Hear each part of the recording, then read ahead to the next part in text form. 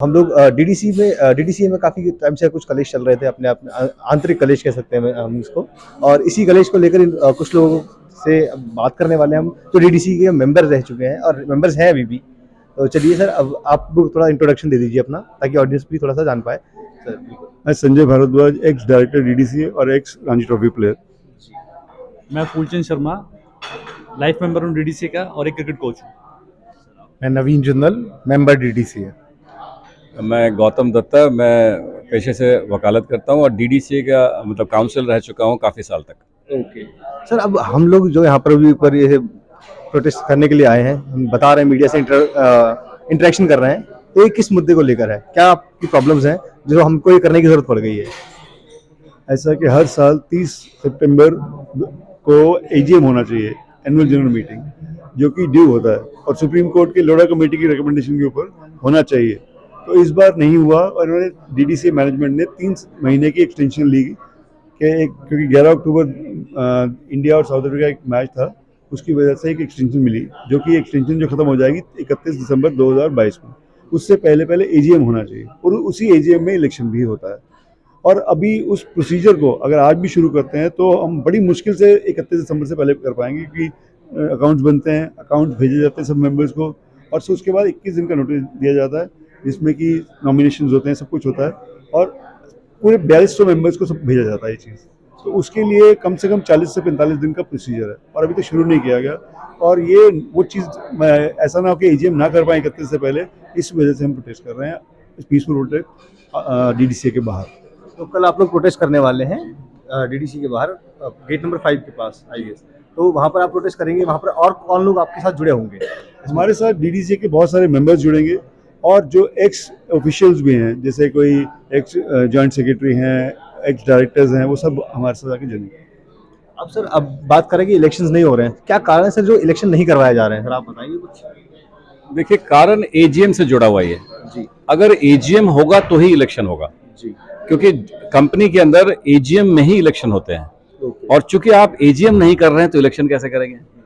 तो एजीएम नहीं करने का जो विवाद है उसी से जुड़ा हुआ है इलेक्शन नहीं कराना, क्योंकि एजीएम में अकाउंट सेटल होने हैं और अकाउंट्स के अंदर यहाँ प्रॉब्लम्स आ गई, तो इसलिए एजीएम नहीं करा रहे हैं। तो एजीएम नहीं होगा तो इलेक्शन नहीं होगा। क्या कुछ ऐसी जानकारी कि अकाउंट्स के अंदर ऐसी क्या दिक्कत है जिसकी वजह से क्लियरेंस नहीं मिल रही है और एजीएम नहीं हो पा रहा है? देखिए, कुछ आपको कोई इस बारे में सेक्रेटरी के मेल से आपने देखा होगा, जो सेक्रेटरी का मेल जो अभी सबके सामने उजागर हुआ है, वो खुद ही कह रहे हैं कि टेंडर प्रोसेस में घोटाला हुआ है, पेटीएम के जो मैच के टिकट खरीद लिए गए नाजायज तरीके से।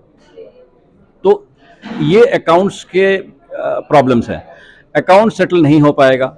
अब पेटीएम से टिकट परचेज करने का हक किसी को नहीं है, वो आम जनता पेटीएम से डायरेक्ट टिकट परचेज करती है।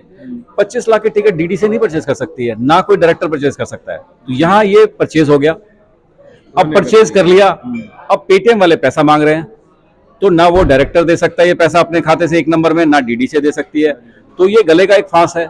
इस फांस को आप कैसे सॉल्व करेंगे? इसके लिए इंक्वायरी होना होगा, और जो इसके अंदर गिल्टी है, जिस बंदे ने ये गलत काम किया है, उसको बचाने की जगह आप उसके खिलाफ इंक्वायरी करिए और उस बंदे को बचाए ना। बाकी जो 4200 मेंबर्स के साथ नुकसान हो रहा है एजीएम नहीं कराने का और यहाँ एडमिनिस्ट्रेटर अपॉइंट होने का जो एक खतरा मंडरा रहा है सर पे, तो उससे बचने का एक ही रास्ता है कि आप इंक्वायरी करिए और इस मामले को रिजॉल्व कर दीजिए। इसकी इंक्वायरी में आपको क्या लगता है, क्या कितनी परेशानियां आ सकती है या फिर कौन है इसके जिम्मेदार हो सकते हैं? पीछे आप लोग मेंबर्स देखिए, हैं, अगर ये मामला लंबा खींचेगा तो यहाँ ईडी और कई लंबे लंबे इंक्वायरी शुरू हो जाएंगे, क्योंकि अब आपको पता है आज की डेट में देश में जो हालात हैं, तो वहाँ पे इन चीज़ों को आप बहुत देर तक ना इसको आप टाल नहीं सकते, इसको ढक नहीं सकते। तो बेटर ये होगा, जो हमारा धरने का भी जो मेन उद्देश्य है कि भाई हम एक पीसफुल तरीके उन तक बात पहुँचा रहे हैं कि आप इसको इंक्वायरी करिए और इसको इंक्वायरी करके जो कानून न्याय संगत है, न्याय के जो तरीके हैं उस तरीके से चलिए। अभी कॉन्फ्रेंस के दौरान आप लोग बात कर रहे थे कि क्लब्स की बात कर रहे थे हम लोग, कि हम क्लब्स को एंट्री नहीं दी जा रही है, उनको वोटिंग राइट्स नहीं है, वो लोग अंदर डीडीसी के अंदर एंटर नहीं कर सकते हैं, कुछ पासेस वगैरह का इश्यूज है। तो सर इस पर आप कुछ बताएंगे मुझे? देखिए, हमारे यहाँ 81 क्लब्स हैं जो एफिलिएटेड क्लब्स हैं दिल्ली में, और अदर स्टेट्स में सिवाय दिल्ली के उन सबको वो राइट्स हैं, वोटिंग राइट्स हैं, उन सबको सारे राइट्स दिए गए हैं। लेकिन एक सिर्फ डीडीसी ही ऐसा है जहाँ जिनको वो राइट नहीं है। नाइदर उनका स्टेटस मेंबर का है, और जबकि क्लब ही मेन बेस है डीडीसीए का, जहाँ से प्लेयर्स आते हैं, क्योंकि उन्हीं क्लब्स के प्लेयर हमारे यहाँ खेल सकते हैं डीडीसी के में। तो जो हम बड़े बड़े प्लेयर्स देखते हैं टेलीविजन पे जो खेलते हैं टीम इंडिया के लिए, दिल्ली के लिए या फिर अलग स्टेट्स के लिए, वो सब लोग क्लब से ही निकलते हैं। क्लब से निकलने के बावजूद भी क्लब्स को डीडीसी के अंदर एंट्री मतलब अलाउड नहीं है। ये मेरे ख्याल से एक बहुत बड़ा इशू है, और इस पे आप लोग शायद 2018 से बात कर रहे हैं, तो इस पे आप कुछ बता दीजिए फिर। देखिए जैसे कि नवीन भाई ने बताया कि जो एक मेन जो क्रिकेट का बेस है वो क्लब है हमारे डीडीसी के, और उन क्लब के जो सेक्रेटरीज हैं और भी जो नुमाइंदे हैं उनको एंट्री नहीं है डीडीसी के अंदर। और जितने भी हमारे इंडिया के अंदर जितने भी बॉडी बनी हुई है, या बॉम्बे है या कलकत्ता है, वहाँ क्लब ही डोमिनेट करते हैं। क्लब के जो मेंबर हैं वही वहाँ उनका वोटिंग राइट्स होता है, सब कुछ होता है, लेकिन डीडीसी में ऐसा कुछ भी नहीं है। तो हमारी ये है कि भाई जो क्लब के जो मेंबर हैं उनको वोटिंग राइट्स दिया जाए, क्लबों को अच्छी से अच्छी फैसिलिटी दी जाए, और जो बाहर जो एसोसिएशन है उनमें जो सब्सिडी दी जाती है 5 से 10 लाख रुपए दी जाती है पर मंथ, क्या नाम, पर ईयर एक क्लब को रन करने के लिए, और हमारे डीडीसी में सिर्फ 1.5 लाख रुपए में क्या कोई क्लब चला सकता है। तो हमारी यही मांग है कि भाई जो क्लबों की सब्सिडी है वो बढ़ाई जाए, प्लस जो सेक्रेटरीज हैं उनको मेंबरशिप दी जाए। सर आप इस पे जो मुझे लगता है कि जो क्लब के सेक्रेटरीज को वोटिंग राइट नहीं दिया जाता, क्योंकि क्लब के सेक्रेटरीज हैं वो सारा साल क्रिकेट के साथ जुड़े रहते हैं, उनका डीडीसी में आना जाना भी कोशिश करते हैं वो आने की। ये चाहते ही नहीं कि वहाँ कुछ ऐसे लोग आए, क्योंकि बाकी जो मेंबर्स हैं अपने अपने बिजनेस में बिजी होते हैं, वो सिर्फ इलेक्शन वाले दिन आते हैं, वोट देते हैं। ये जो 81 लोग हैं, या 81 के साथ जो क्लब में 2-2 लोग भी हों, तो जो 201 लोग हैं ये रेगुलर आ सकते हैं वहाँ पे। तो ये नहीं चाहते कि वहाँ कोई आए, रौनक हो, जब आएंगे तो क्वेश्चन पूछे जाएंगे, ये गलत हो रहा है, ये ठीक हो रहा है। तो ये चाहते हैं लोग अपने अपने घर में बैठे, इलेक्शन का टाइम आए, वोट दें और चले जाए। यानी कि जो ग्राउंड लेवल पे काम करते हैं, जो क्रिकेटर्स को बनाते हैं, वो लोग अपना दूर रहें, और इनसाइड जो निकलती है डीडीसी की वो इनके थ्रू ना निकल पाए। तो डीडीसी के ऐड करता हूँ, ये जो क्लबों का जो क्लब से लेके जो प्रॉब्लम है 2018 में सुप्रीम कोर्ट ने क्रिकेट के रिफॉर्म्स के लिए एक लोधा कमेटी बनाया जी, जिस लोधा कमेटी की सिफारिशों के तहत ही सारी क्रिकेट एसोसिएशन चल रही हैं। 2018 से पहले तो क्लबों को कोई अधिकार था ही नहीं, ना कोर्ट ने कुछ कहा था। लोधा कमेटी ने साफ साफ कहा कि डीडीसी या कोई भी क्रिकेट बॉडी क्लब को उसकी मान्यता देगी, क्लब को, क्योंकि क्लब ही मेन है जहां से पनपते हैं बच्चे। तो 2018 में पहली बार ये बात आई, सुप्रीम कोर्ट ने कहा। जब सुप्रीम कोर्ट पे लोधा कमेटी जजमेंट आ गई कि भाई क्लबों को आप उसकी हक दें, उसके बाद आपने नहीं दिया, तो क्यों नहीं दिया? अब देखिए इसमें फर्क कहाँ है। डीडीसी में 4200 मेंबर है, मेंबर इंडिविजुअल है, आम आदमी, उसको शायद क्रिकेट से शायद लेना देना भी नहीं है। बिल्कुल ठीक है। वो एक व्यापारी है, वो एक चार्टर्ड अकाउंटेंट है, वकील है, कुछ भी है, उसको क्रिकेट से शायद डायरेक्ट इनडायरेक्ट कोई लेना देना नहीं। लेकिन यहाँ जो 81 क्लब्स हैं उनका तो क्रिकेट से डायरेक्ट लेना देना है, और अब उन्हीं को आप बाहर करते हैं। क्योंकि जो क्लब है, मान लीजिए सोनेट क्लब है, तो सोनेट क्लब का अगर सेक्रेटरी डीडीसी के अंदर जा रहा है तो उसको पूछा जाएगा भाई मेंबरशिप कार्ड दिखाइए, उसका मेंबरशिप कार्ड नहीं है तो उसकी एंट्री नहीं हुई। तो ये एक मूलभूत प्रॉब्लम है। अब इसका सोल्यूशन बड़ा इजी है, सिंपल है, आप 81 क्लबों को मेंबरशिप दीजिए, जैसे बाकी स्टेट्स के बाकी स्टेट्स में दीजिए, बहुत सिंपल है। इसके पीछे प्रॉब्लम क्या है सर? प्रॉब्लम है, देखिए क्रिकेट, यहाँ क्रिकेटर्स क्रिकेट नहीं चला रहे हैं। बदकिस्मती है इस क्रिकेट बॉडी की कि जो क्रिकेटर हैं, जिनको क्रिकेट का ज्ञान है, वो क्रिकेट नहीं चला रहे हैं।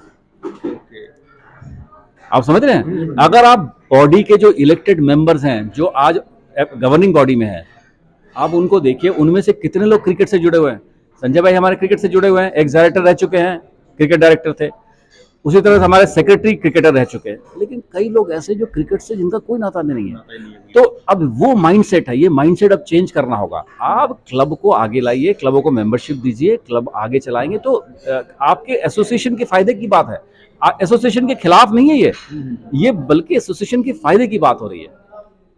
मैं बिल्कुल इस बात से सहमत हूँ कि जो रूट ग्राउंड लेवल पे काम करते हैं, जो क्रिकेट को फॉर्म करते हैं, जो बेस बनाते हैं, आप उनको बाहर करके एक बिल्डिंग नहीं खड़ी कर सकते। नहीं खड़ी। अगर आप खड़ी करेंगे तो नहीं करेंगे। बिल्कुल सर, इस पे आप खुद भी क्रिकेट से जुड़े हुए आप लोग खेलते हैं, तो आप कुछ बताइए कि ऐसी क्या प्रॉब्लम है जो ये लोग बिल्कुल नहीं करना चाह रहे हैं? ये नहीं चाहते कि कोई भी क्रिकेट से कंसर्न लोग वहाँ आएंगे, वो रेगुलर आएंगे क्योंकि उनका काम क्रिकेट का ही खिलाना क्रिकेट ही है, खेलते हैं तो वो रोज आ सकते हैं। ये वहाँ चाहते ही नहीं कि वो लोग रोज आएँ और बात हो, कुछ कमी पेशी जो हो रही होगी दिखेगी ना, ये चाहते हैं वो नहीं आए, वो लोग नहीं आए। और बिजनेसमैन अपने बिजनेस में बिजी है, जो वकील है वो वकील, घर में घुस है, वो सिर्फ मेंबर है, वो सिर्फ वोट देने आता है और कभी कभी क्लब में आता है साल में एक बार। जी, तो मतलब अपने फ्लॉज को छुपाने के लिए कह सकता हूँ मैं, अपनी कुछ गलतियों को ऐसे दबा देने के लिए जो कि जनता के सामने ना आ पाए, जो क्रिकेट के फायदे की चीज़ें हैं वो उनके शायद नुकसान की चीज़ हो सकती है या उनके खिलाफ चीज़ हो सकती है। इसी वजह से आप देखिए क्रिकेट, ये स्टेडियम बना 160 करोड़ में, एक स्टेडियम बना था। इस स्टेडियम में फैसिलिटीज क्या है? क्योंकि इस स्टेडियम को चलाया किन लोगों ने, जिनको क्रिकेट से कोई लेना देना नहीं था। यहाँ ऑल वेदर प्रैक्टिस पिच नहीं है, स्विमिंग पूल नहीं है, बच्चों के लिए ये जो बेसिक नेसेसिटीज है क्रिकेट के लिए वो नहीं है क्रिकेटर्स के लिए। तो जिस स्टेडियम में क्रिकेटर्स चला नहीं रहे हैं तो इसका दुर्दशा तो यही होना है। प्रॉब्लम नहीं पता हाँ, उनको, क्रिकेटर्स क्रिकेट प्रॉब्लम नहीं है। यानी कि मैं एडमिनिस्ट्रेटर तो बन गया, लेकिन मुझे पता नहीं एडमिनिस्ट्रेशन होती क्या होती है। क्या चीज़? बिल्कुल दिल्ली ठीक में बात है। दिल्ली में कम से कम 100 दिन ऐसे होते हैं जब आप प्रैक्टिस नहीं कर सकते बाहर, बारिश होगी या बहुत गर्मी होगी या बहुत ठंड होगी। तो उन 100 दिनों में हमारा जो बडिंग क्रिकेटर है, जो बढ़ना चाह रहा है, ये इवन जो एस्टैब्लिश्ड टेस्ट प्लेयर्स भी, वो 100 दिन बिना प्रैक्टिस तो नहीं रह सकते ना, वो जाते हैं कहीं इधर ढूंढते हैं बेचारे। हम डीडीसी में उनको इंडोर फैसिलिटी क्यों नहीं दे पाते प्रैक्टिस में, जबकि बेसिक चीज़ है, हर क्रिकेट एसोसिएशन में है। दिल्ली भारत की राजधानी है, यहाँ पे हमारे पास फैसिलिटी नहीं है, हमारे पास बच्चों के लिए स्विमिंग पूल नहीं है, एक अच्छा सा रेस्टोरेंट नहीं है मेंबर्स के लिए, कोई और कोई फैमिली के लिए आप ला नहीं सकते वहाँ किसी को, कोई रेस्टोरेंट अच्छा नहीं है, कोई अच्छा सा बार है, कोई अच्छा लाउंज हो, अच्छा कोई टेनिस कोर्ट्स हो, हर क्लब में होते हैं सब, हमारे यहाँ नहीं होते। यानी कि जो खिलाड़ी अपने देश का नाम और गौरव बढ़ाते हैं उनके लिए भी कोई फैसिलिटी नहीं दी जाती है, उनको बस एक तरीके से प्रताड़ित किया जा रहा है कि हाँ चीज़ें उनको फैसिलिटी नहीं दी जा रही है। उसकी वजह से और जिन क्लबों की वजह से डीडीसी चल रहा है, उन्हीं के लिए कुछ नहीं है। उन्हीं के बेनिफिट के लिए कुछ भी उन्हीं के नहीं हित के लिए। है। तो मैं आशा करता हूँ कि शायद ये चीज़ें कुछ लोगों तक समझ में आ जाए और जो क्रिकेट प्रेमी है उन तक भी पहुँचे ये, और जो क्रिकेट के अंदर कुछ कर सकते हैं उनके लिए मैं कहता हूँ कि आप लोग भी इस पर ध्यान दीजिए, इस पर बात कीजिए, क्योंकि बात करने से ही समाधान आता है। बिल्कुल सर। अब मैं ये कहूँगा कि अब जो एजीएम को लेकर है और अपनी जो 4 मेंबर्स के इलेक्शंस के ऊपर है, इसका जो आप प्रोटेस्ट करने वाले हैं इसके बारे में हम बात करते हैं फिर इस चीज़ को। देखिए, इलेक्शन में हर साल डीडीसी में बाई रोटेशन होता है। जी 7 डायरेक्टर्स है, उनकी रोटेशन से 4 डायरेक्टर हर साल चेंज होते हैं, नए डायरेक्टर्स इलेक्ट होके आते हैं। अब वो रोटेशन की जो प्रक्रिया हर साल की है और वो एजीएम के अंदर होता है। वो इलेक्शन में जो रोटेशन होगा, जिसकी वो पर्ची निकाले जाएंगे और उसके जगह दूसरा इलेक्शन लड़ेगा, वो तो एजीएम के अंदर होता है। तो जब आप एजीएम नहीं कर रहे हैं, सीट आपकी 4 अंदर खाली है, आपको वेकेंट है, आपके जो गवर्निंग बॉडी है उसके अंदर 4 सीटें खाली हैं। अब उन खाली सीटों को आप भरेंगे नहीं तो कानून की धज्जियां उड़ा के कहाँ तक लेके जाएंगे इसको? तो कानून तो फॉलो करने की चीज़ है ना, बिल्कुल तो नहीं हो रहा है। क्या मैं ऑटोक्रेटिक की बात कर सकता हूँ? यहाँ पर ऑटोक्रेटिक चीज़ें आनी जा रही हैं कि भाई वो चीज़ें नहीं है जो गवर्निंग बॉडीज़ के अंदर है, रोटेशन नहीं होगा तो वही लोग बैठे हुए हैं, और अगर वही लोग बैठे हुए हैं तो कुछ कुछ चीज़ें हैं जो उनके फेवर की हो जाती हैं। आप लोग उसको मोल्ड कर सकते हैं, मैनिपुलेट कर सकते हैं चीज़ों को। तो क्या ये वही रीज़न है किसी वजह से इलेक्शन नहीं हो रहे हैं, या फाइनेंशियल भी कुछ दिक्कतें हैं या कुछ और भी चीज़ें परेशानी हैं? रही है 35 साल से एक परिवार, जी मैं नाम नहीं लूंगा, सबको पता है। पहले उनके पतिदेव ऑफिस बेरर बने, फिर उनकी पत्नी जो हाउसवाइफ है वो ऑफिस मतलब बेरर बन गई। तो ये लोग अगर 35 साल से एक एसोसिएशन में बने रहेंगे, जिनका क्रिकेट से कोई लेना देना, व्यापारी हैं ये क्रिकेट के व्यापारी हैं, तो क्रिकेट का क्या होगा? कुछ नहीं हो सकता। तो इनकी वजह से ही ये दुर्दशा है। ये जो इलेक्शन नहीं हो, इनके दबाव के कारण नहीं हो रहा है। ये एक परिवार है जिसने ये दबाव क्रिएट किया है और कईयों की जिंदगी के साथ ये खेल गए। और अब आप लोग धरना सांकेतिक धरना करने वाले हैं। इस सांकेतिक धरने के अंदर आपका जो उद्देश्य है वो सिर्फ और सिर्फ बताना है कि भाई ये चीज़ें दिक्कतें यहाँ आ रही हैं, और इन्हीं चीज़ों को लेकर आपके साथ शायद कल कुछ लोग भी जो एक्स डायरेक्टर रह चुके हैं और या फिर एक्स मेंबर रह चुके हैं, वो लोग भी आपके साथ जुड़ने वाले हैं। मेंबर एक्स नहीं है, मेंबर तो मेंबर ही है। मेंबर तो लाइफ मेंबर्स हैं। Life member. मतलब ऑफिस बेरर्स जो पुराने जो इलेक्शन जीत चुके हैं, ऑफिस बेरर थे जो अब नहीं है, पुराने लोग, वो भी आके जुड़ेंगे। तो आपका पूरा पुरजोर समर्थन है लोगों के द्वारा, और अब इस चीज़ को आप लोग उठा के धरने, अब ये जो आप बात बोलने वाले हैं, जो धरना करके आप एक संदेश देना चाहते हैं, उस संदेश को क्या आप रिटर्न ऑफिशियल फॉर्मेट में भी कहीं देने वाले हैं? या फिर सिर्फ एक धरना करके आप छोड़ देंगे? सिर्फ हम धरना दे रहे हैं और हम चाहते हैं कि आप लोग हमारी बात उन तक पहुंचाएं कि हम एक पीसफुल धरना देंगे। इसमें हमें कोई, हम डीडीसी के खिलाफ नहीं दे रहे, हम डीडीसी के लिए दे रहे हैं।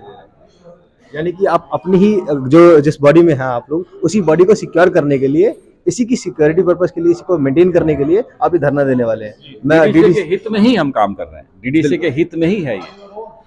आखिर इस समाज में देखा गया है कि जो हितकारी होते हैं वही ज्यादातर प्रताड़ित भी होते हैं। तो मैं आशा करता हूं जो हमारे डीडीसी के मेंबर्स देख रहे हैं और भी जो घर में बैठे हैं, जो नेता है फिर कुछ और भी हैं, वो लोग अपना अपना काम ढंग से करिए और आके समर्थन दीजिए इनको, क्योंकि डीडीसी अगर रहेगा तो ही आप लोग भी रहेंगे।